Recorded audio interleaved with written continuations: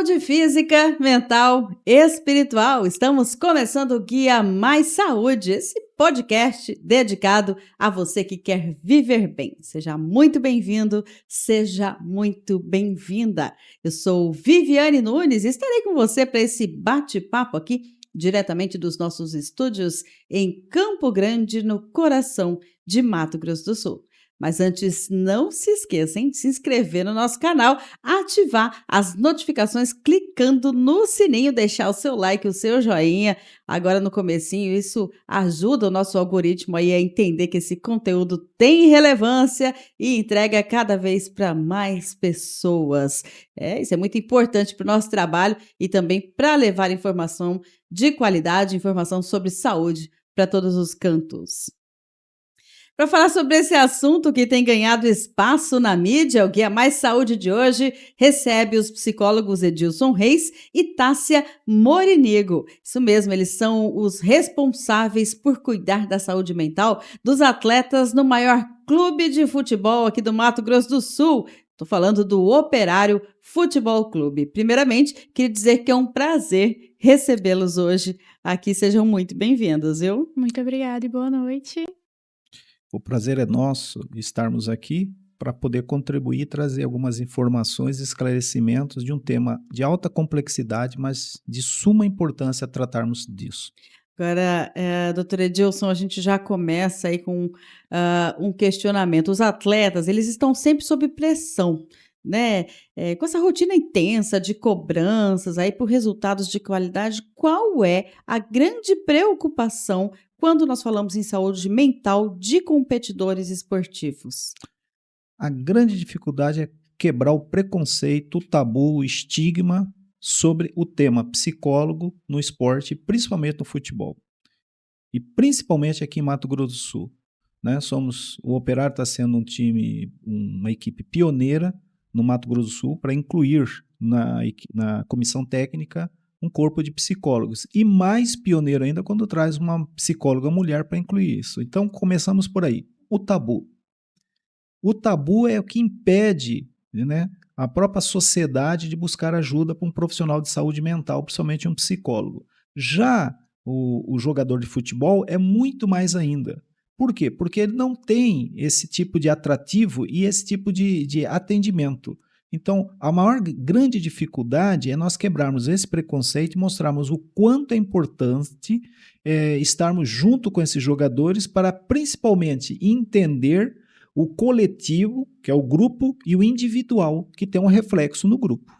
Tássia, nós estamos hoje falando de uma experiência com um time de futebol, quer dizer, são quase 30 homens. Como é que você, sendo uma profissional ainda tão jovem, sendo uma mulher, tem conseguido vivenciar aí esse trabalho? Tem sido um desafio muito grande, mas que eu abracei esse desafio e tem sido uma experiência muito boa, tanto para o meu profissional, como por ser mulher e primeira psicóloga ali dentro. E os jogadores têm gostado muito, têm abraçado, têm me respeitado.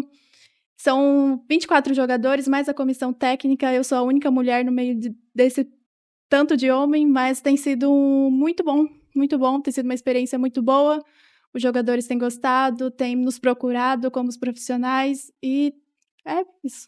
Quer dizer, além de passar por esse tabu que é receber o tratamento, né, vamos dizer assim, psicológico, né, o cuidado com a saúde mental, ainda tem esse fato de ser uma mulher. Quer dizer, então, para você como profissional deve ser muito bacana, né, já chegar passando por cima desses preconceitos aí. Com certeza, com certeza. Tem sido é um desafio mesmo, né? Porque é um tabu dentro do futebol ainda, que é só homens. Tem os torcedores, tem muita torcedora mulher também, só que é um desafio muito grande. Lá em 2020, a ginasta Simone Biles desistiu da final por equipes e da final individual geral, porque ela sentiu aí bloqueios mentais ao executar um salto. Esse acontecimento levantou questionamentos sobre a saúde mental dos atletas. Como é que você percebe a relação entre a saúde mental e o desempenho dos atletas em campo? Quais são assim os principais fatores psicológicos que podem influenciar o rendimento deles? Nós vamos destacar 2 sinais e sintomas que a gente pode atribuir. Um deles, ansiedade. A ansiedade, ela está sempre associada à angústia por resultados. Cria-se muita expectativa. Então, vamos trocar expectativa por foco. A ansiedade causa todo esse tipo de bloqueio. Infelizmente, para um jogador, para um atleta olímpico, a cobrança é muito maior, tanto dele como também, digamos, da própria nação. Tá? Nós já tivemos várias experiências, a Daiane dos Santos mesmo tinha a expectativa de ser medalha de ouro e, infelizmente, não rendeu suficientemente porque a ansiedade tomou conta. E quando nós temos um trabalho eficiente, baseado em evidências científicas, tá? Porque a psicologia ela é uma profissão e ciência. Então, nós estamos falando de profissionais técnicos qualificados que trabalham com evidência científica comprovada, onde nós vamos tentar acessar as emoções dessas pessoas. Vamos falar pessoas, né? Porque para que nós possamos motivá-los a superar os obstáculos que, infelizmente, o resultado os causa. Então, a performance desses atletas não é somente o treino físico, mas também o treino mental, sabendo que, infelizmente, pode ter fracasso, pode ter derrota, mas antes disso ele precisa tentar. E para tentar ele precisa ter o quê? Confiança e uma resiliência muito profunda nele. E aí entra o trabalho da psicologia, que a gente vai avaliar as pessoas, os atletas, os jogadores, individualmente, e depois o trabalho coletivo para um resultado. Por quê? Individualmente a gente pode até ganhar jogo, mas não ganha um campeonato. Então a gente tem que trabalhar o individual com uma performance de resultado para o coletivo. Quer dizer, agora, quais são os sinais mais comuns de que um atleta pode estar enfrentando aí um problema psicológico? Como é que você analisa isso, caso a caso? Qual que é o sinal que te chama a atenção?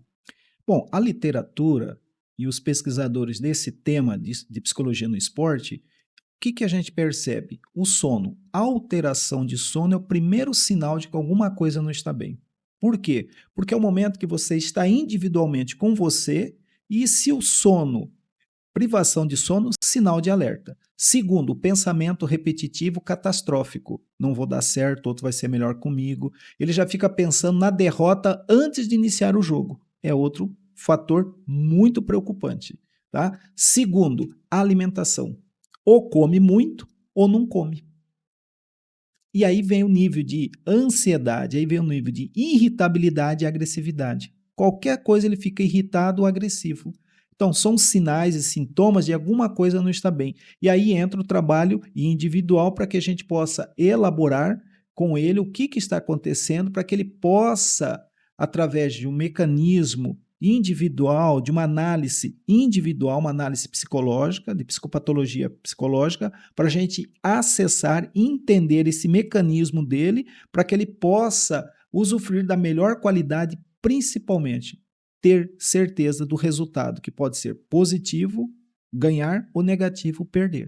A gente está falando aí de atletas de alto rendimento, quer dizer, tem-se uma expectativa criada sobre esses atletas, sobre essas pessoas, de que façam, né, o melhor de si, e de repente a gente pode se deparar com um resultado que não seja aquele tão esperado. Como trabalhar isso para que, quando eles saiam de campo, eles possam saber que eles têm a oportunidade de fazer diferente numa próxima partida? Como é que é isso? Bom, quando nós falamos de jogadores de futebol, nós temos que entender que tem a cobrança da torcida, patrocínio, diretoria, de toda uma gama dele e ele também. A pior cobrança não é da diretoria, não é da torcida, do patrocinador, da direção, da comissão técnica, é dele. Enquanto ele não entender que ele está dando o melhor dele e deu o melhor, ele vai entrar em crise. E aí que entra o trabalho para a gente tentar entender e compreender a resiliência dessa pessoa. Rei, você falou um pouquinho aí a respeito de ansiedade, né? Antes das competições, é importante saber como agir, né? Ainda é um grande vilão, a gente lógico que a gente não está falando apenas do lado esportivo, a gente sabe que a ansiedade ela é presente na vida das pessoas o tempo todo, né? É difícil lidar com isso. Agora, falando especificamente do campo, do pré-jogo, como lidar com tudo isso? É muito preocupante pelo fato que muitos não falam dessa grau de ansiedade, porque uma dor não compartilhada dói mais. A ansiedade, ela começa no processo da angústia, o pensamento repetitivo catastrófico. E aí que entra o trabalho nosso, para ele poder verbalizar que, na verdade, a ansiedade é nada mais que a ansiedade é um medo do resultado. É um medo antecipatório de algo, aonde ele imagina que vai dar errado. Então, o trabalho nosso é basicamente conseguir entender individualmente e também no processo coletivo, principalmente ele poder falar das suas dores, dos seus medos, porque quando você dá nome aos seus demônios, fica mais fácil nós espantá-los. Tá? Por isso que a ansiedade é visto como um demônio da meia-noite, associado à depressão. Por isso que a gente precisa falar. E falar é, eu estou com medo. Qual é o jogador que vai falar isso? Principalmente no universo masculino, né? No universo masculino, véspera de um jogo, de uma decisão, de um mata-mata, ele vai falar, eu estou com medo? Não, mas ele precisa dar forma a esses sentimentos. E quando ele dá forma a esses sentimentos, nós precisamos entender o que é real, o que é simbólico e o que é imaginário. E 90% é imaginário, é da cabeça dele, porque ele está preparado fisicamente, taticamente e psicologicamente. Quer dizer, é importante, então, né, ter esse trabalho associado aí, né, tá? Se a gente sabe que tem toda essa situação, a torcida cobra muito, né? A gente tem acompanhado alguns jogos, a gente vê que a torcida cobra muito. Tássia, os jogadores, eles, quando entram em campo, eles já sabem dessa cobrança, quer dizer, esse trabalho de conversa com vocês ainda tem muito julgamento pesando sobre eles quando eles entram em campo, mesmo sabendo que o torcedor ele vai cobrar? A torcida cobra muito dos jogadores, os jogadores sabem isso. Então, eles se cobram muito também por conta disso. Eles têm essa autocobrança, esse nervosismo da cobrança da torcida mesmo. Então, mas eles estão preparados, eles sabem disso, eles têm noção do quanto a torcida cobra. Então, é isso. E você já tinha vivenciado isso alguma vez?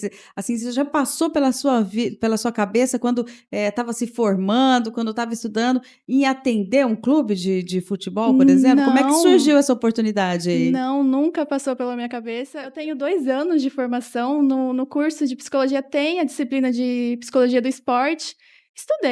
Estudei, lógico, passei. Só que nunca passou na minha cabeça entrar num clube. Foi um desafio, tá sendo um desafio, que nem eu disse. O Operário contratou primeiramente o Reis, né? E aí ele me levou nesse universo, conversou com a equipe super aprovou. Gostou de mim também, agradeço isso, os jogadores também. Mas está sendo um desafio, hoje em dia estou estudando mais sobre futebol, não me interessava por esse mundo, assim, mas hoje em dia adoro acompanhar os jogos e tô vivendo. Que legal. Tássia, quantos jogadores hoje do time que vocês acompanham têm família fora, vieram de fora aqui do Mato Grosso do Sul? Todos, os 24. Todos eles? Os 24 jogadores são de fora. E como é que é? Eles vêm aí alimentados por esse sonho do futebol profissional? Isso influencia muito nas questões emocionais, essa distância da família? Muito, muito. É uma das questões que mais procuram a gente. Alguns jogadores ainda têm a esposa que mora aqui, mas grande maioria não. Então, já traz essa sobrecarga da família estar longe. Então, é uma questão que a gente tem trabalhado muito, eles têm procurado muito, sente falta, sente essa pressão também de estar longe. E é uma temporada longa até, né? Vai ser 6 meses, por aí, 6, 8 meses aqui. em Campo Grande, e muitos jogadores não estão nem acostumados com o clima de Campo Grande, porque são do sul, então até isso eles estranham. O calor daqui é totalmente diferente, né? Agora, dizem que quem pratica atividade física está menos suscetível a doenças emocionais, como depressão, por exemplo, e mesmo assim, acontece muito? Acontece. Uma das coisas na clínica, né, nós somos sócios na clínica, eu e a Tássia, uma das coisas que a gente muito trabalha, a Tássia ela trabalha muito com crianças e adolescentes. Nós trabalhamos muito com pessoas com ideação suicida, tentativa de suicídio e luto, ou seja, alto grau da doença de base, a depressão. E uma das recomendações técnicas nossa é atividade física, academia. Por quê? Porque vai melhorar o estímulo da motivação e principalmente dar uma disciplina, uma rotina fora daquele momento de solidão. Por quê? Porque a depressão, quando se fala em depressão, nós estamos falando de algo que são quase 47 tipos de formas de depressão. Tá? E um dos sintomas da depressão é o desânimo. Quando entra a atividade física, entra a rotina e a disciplina. Aí vem a alimentação, uma rotina. E isso vai aumentar o bem-estar do indivíduo e muitas pessoas têm melhorado a questão física, emocional e principalmente mental com as atividades físicas, principalmente com pessoas com alto grau de ansiedade e depressão. E isso, né, eu toquei nesse assunto porque mesmo com esses meninos aí trabalhando tão arduamente o lado físico, eles estão suscetíveis, quer dizer, tem essa questão da distância da família, tem a pressão da torcida, dos patrocinadores, tem, né, a autocobrança, quer dizer, mesmo assim, eles não estão livres. O que eles têm trazido muito é essa questão do próprio acidente mesmo, das lesões. Isso é algo que preocupa muito eles. Então, a derrota, essas lesões são o que mais pegam eles mesmo. Eu imagino que seja, né, uma temporada longa aí para se machucar, né? Reis, conta pra gente um pouquinho a respeito da rotina de trabalho de vocês junto desses jogadores aí. Como é que é feito isso? É uma rotina sistêmica, porque a gente tem que se adequar ao calendário de jogos e de treinos. E de treinos, né? Por quê? Porque nós estamos na Copa Verde, nós infelizmente fomos desclassificados, então nós já temos jogos em cima de jogos. Jogamos domingo, quarta-feira e domingo, tá? Então, basicamente, eles têm que ter treino tático, técnico, tá? E cabe a nós ali avaliarmos esses jogadores, nós vamos nos treinos, participamos de treinos, e no espaço que nos é dado, nós trabalhamos o coletivo com dinâmica de grupo, palestras e também os atendimentos individualizados, que é muito procurado. Hoje eles nos procuram, tanto a mim como a Tássia, espontaneamente. A procura é espontânea. Quer dizer, já teve uma quebra aí nesse tabu, então, né? Uma quebra muito grande, principalmente na questão feminina, a mulher no esporte. Uma psicóloga dentro de um cenário totalmente masculino, onde eles nos procuram, né?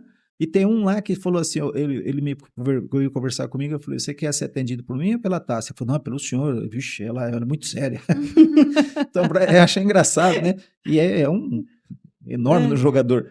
Para vocês verem que ali não estava o jogador, não estava o atleta, estava um ser humano ansioso para poder falar das suas angústias e ser atendido com técnica e, acima de tudo, acolhimento humanizado. Muito legal. Agora é importante também, além de lidar com as derrotas, saber lidar com as vitórias, né? Como é que o senhor tem essa preocupação também? Porque é um equilíbrio, né, que se busca. De repente, a soberba também é algo que não é positivo, né? Não. Nós temos que tratar a derrota da mesma forma como tratamos a vitória, porque isso vai passar. É isso que a gente precisa entender.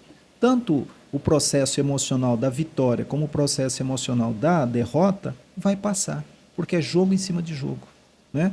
Nós temos campeonato brasileiro, nós temos campeonato estadual, e agora nós já vai vir o sorteio, Copa do Brasil, mata-mata, em abril já começa o quê? a Série D do Campeonato Brasileiro, um longo, né? O Operário aí, se na primeira fase, eu acho que está previsto 12 jogos, se passar é outros, então a expectativa é muito grande. Então a gente tem que entender que derrota é sentimentos e emoções, vitória é sentimentos e emoções que vão passar. Pois é, né? A gente observando do lado de cá, Reis, é a vida, né? A vida é feita de vitórias e derrotas e tudo passa, né? Tudo passa, depende da maturidade como enfrentar isso. Agora, Reis, a pressão da torcida sobre os jogadores e também da opinião pública representam aí um grande peso na saúde mental desses atletas? Sim, representa, porque a torcida é um motor do time, é o 12º jogador. Ou, às vezes, em alguns campos, em algumas situações, é o primeiro jogador, é a torcida. Só que a torcida ela tem que entender que ali são profissionais, pais de família, são trabalhadores que estão ali. O resultado, quando é positivo, puxa, é bonito. Eu sempre tenho algo interessante. O sucesso tem muitos amigos, o fracasso é órfão. Quando existe a vitória, puxa, são os melhores do mundo. Quando há derrota, há uma crítica, e às vezes essa crítica até ultrapassa o respeito, ultrapassa a questão moral, porque ali são pais de famílias, são trabalhadores que estão ali trabalhando para ganhar o pão deles de cada dia e levar para sua família. Ali ninguém está brincando, nenhum jogador de futebol, seja qual for, aqui do campeonato estadual, vamos falar do Corumbaense, do Aquidauanense, do Dourados, do Coxim, do Águia Negra, eles entram em campo para brincar, eles entram em campo para trabalhar. A torcida tem que cobrar, tem que gritar, tem que incentivar, impulsionar, tem né? que criticar, mas tem um limite. O limite é quando entra o desrespeito, a violência, a ameaça, aí não cabe. Isso é uma preocupação grandiosa, inclusive no país a gente vê aí clubes grandes, né? Clubes em partidas nacionais aí, torcida brigando do lado de fora, as coisas acontecendo do lado de fora do estádio. Quer dizer, isso é uma coisa que, obviamente, a gente não vê acontecendo aqui no nosso Mato Grosso do Sul, mas existe uma preocupação grande com isso, né, Reis? Existe porque na psicologia nós trabalhamos com o quê? Fenômeno de grupo, fenômeno de manada. Um ou dois estabiliza emocionalmente todo mundo e cria um cenário, um ambiente agressivo. Tá? Então essas pessoas elas têm que ser banidas do futebol de Mato Grosso do Sul. Pessoas que incentivam a agressão, a questão da agressividade, da violência, essas pessoas têm que ser localizadas e têm que ser banidas do futebol, porque futebol é associado a esporte, esporte é saúde, saúde é família. Né? Aqui em Mato Grosso do Sul nós temos um cenário muito diferente de outros palcos do futebol brasileiro. Nós podemos não ter um futebol belíssimo, né? Mas nós temos dentro dos nossos estádios famílias. É bonito de ver, né? É bonito de ver, tá? É bonito de ver. Por exemplo, a torcida do Corumbaense. A torcida do Corumbaense é uma torcida alegre que vai à família. As pessoas vão no estádio. Aqui em Campo Grande, as pessoas têm o prazer de levar o filho, a filha, criança de colo. Então, não é lugar para violência e agressão, mas é local de cobrar, sim, e tem que cobrar. Torcida cobra, mas saber cobrar com respeito. A torcida tem que entender o papel importante que ela tem aí, né? No desenvolvimento desse jogo, dessa partida, levando esse time para frente aí. A torcida, Vivi, ela é a alma. É bonito de ver. Do futebol. Porque sem torcida não existe futebol.